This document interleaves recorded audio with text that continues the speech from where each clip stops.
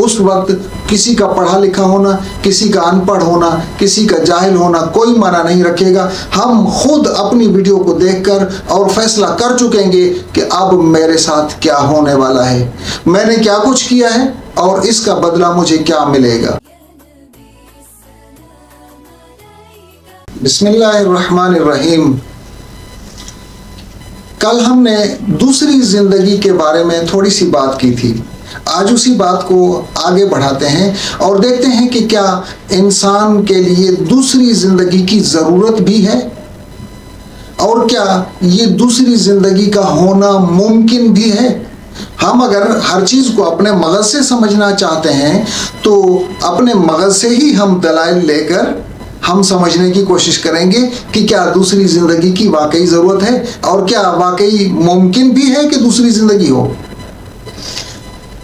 बात को शुरू करने से पहले मैं हूं निसार अहमद लाशारी और आपके सामने कुरान मजीद और अहादीस में से एक दवासात लेकर आता हूं ताकि हम कुरान मजीद को समझें, अहादीस को समझें, अपनी ज़िंदगी को कुरान मजीद के मुताबिक ढालने की कोशिश करें, अपनी ज़िंदगी की इस्लाह करें, अपनी ज़िंदगी में हुजूर सल्लल्लाहु अलैहि वसल्लम की ज़िंदगी गुजारने के तौर तरीके अपनाएं और इस चीज़ को हम दूसरे लोगों तक पहुंचाने का ज़रिया बने ताकि हमारी दुनिया भी कामयाब हो और आखिरत में भी कामयाबी हो।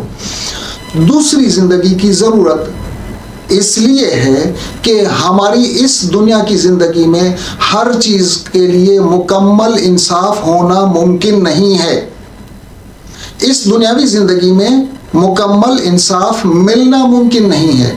एक शख्स अपनी ज़िंदगी में 10 कत्ल करता है, दूसरा शख्स 1 कत्ल करता है और तीसरा शख्स अपनी ज़िंदगी में पूरी ज़िंदगी किसी को कतन ज़र्रा बराबर भी कोई नुकसान नहीं पहुंचाता। तो क्या ये तमाम लोग बराबर हैं? दूसरी मिसाल दूंगा कि मैं अगर माशरती तौर पर कमज़ोर हूँ, मेरी ताकत कम है, मेरे पास मिल्कियत कम है, मेरे पास वसाइल कम है और मेरे पास अफराद की कमी है, तो क्या मेरे ऊपर ताकतवर शख्स, माल मिल्कियत रखने वाला शख्स ज़ोर ज़बरदस्ती के साथ जो चाहे मुझे मनवाता रहे? और ये इंसाफ का तकाजा है। अगर किसी ने मेरा हक खाया, किसी ने मेरे ऊपर जुल्म किया, तो क्या मुझे उसका बदला नहीं मिलना चाहिए?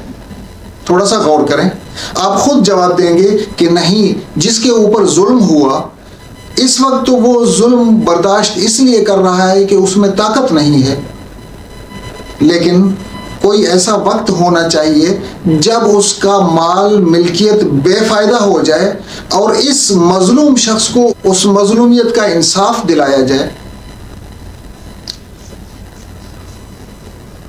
देखिए, हम लोग अपनी ज़िंदगी में अपनी शादी ब्याह, अपनी तकरीबात, अपनी पार्टियों की वीडियो बनाते हैं। ये बच्चा सामने मेरी भी वीडियो बना रहा है, तो आज से 10 साल बाद, 20 साल बाद, 50 साल बाद जब मैं इस दुनिया में नहीं रहूँगा तो यही मेरी शक्ल सूरत होगी, यही आवाज़ होगी, यही अंदाज होगा, यही हरकत व सकनात होंगी, ये वीडियो की शक्ल में मौजूद होंगी।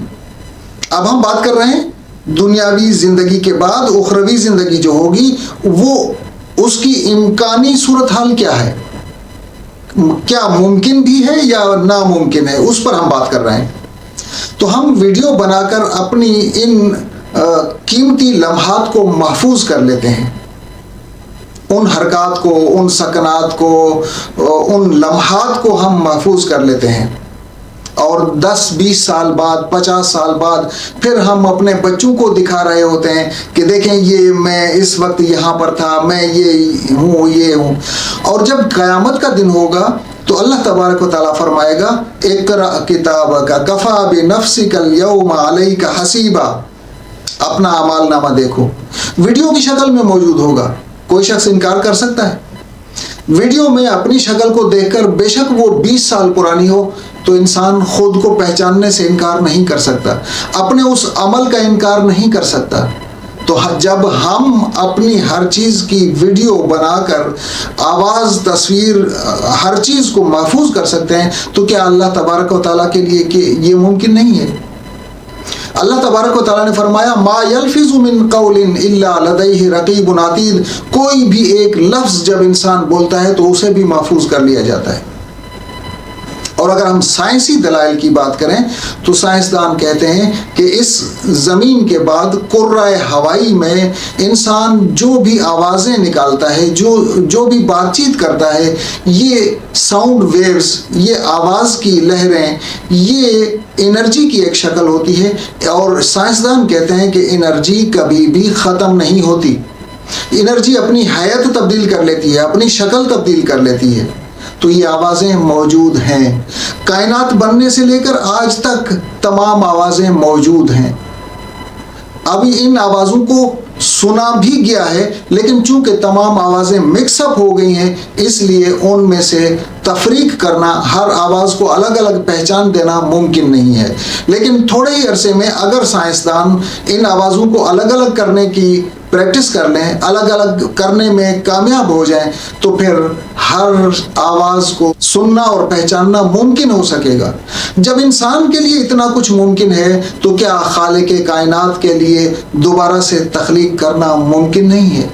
انسان کسی بھی وجود کا ایک سیل لے کر اس میں سے وہی وجود، وہی صلاحیتیں، وہی قد کاٹ، وہی رنگت دوبارہ سے بنا سکتا ہے۔ کلوننگ کے ذریعے سے انسان نے بنایا بھی ہے۔ جب انسان اس قدر پہنچ سکتا ہے اپنے تجربات اور مشاہدات کے تحت، اس قدر تجربے کر کے ثابت کر سکتا ہے کہ دوبارہ سے زندگی ممکن ہے، تو جب اللہ تبارک و تعالیٰ کہتا ہے کہ دوسری زندگی ہوگی، تو کیا اللہ کے لیے ناممکن ہے؟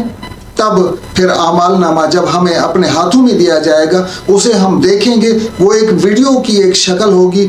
اس وقت کسی کا پڑھا لکھا ہونا، کسی کا ان پڑھ ہونا، کسی کا جاہل ہونا کوئی معنی نہیں رکھے گا۔ ہم خود اپنی ویڈیو کو دیکھ کر اور فیصلہ کر چکیں گے کہ اب میرے ساتھ کیا ہونے والا ہے، میں نے کیا کچھ کیا ہے اور اس کا بدلہ مجھے کیا ملے گا۔ کفا بنفسک الیوم علیک حسیبا، اپنے لیے حساب کرنے کے لیے آج تم خود ہی کافی ہو، خود ہی فیصلہ کر سکتے ہو۔ تو جب دوسری زندگی ہوگی تو یہ تمام مراحل دوسری زندگی میں ہوں گے۔ تو دوسری زندگی انسانی ضرورت بھی ہے، انسان کی ڈیمانڈ بھی ہے، اور دوسری زندگی ہونا ممکن بھی ہے۔ ان تمام سائنسی ثبوتوں کے ساتھ دوسری زندگی ہونا ممکن ہے۔ ایسا نہیں ہے کہ اگر انسان کو سمجھ میں نہیں آتا تو دوسری زندگی ہونی ہی نہیں ہے، ایسا قطعاً نہیں ہے۔ چاہے انسان کو سمجھ میں آئے یا انسان کو سمجھ میں نہ آئے، جو چیز حقیقت ہے وہ حقیقت ہی رہے گی۔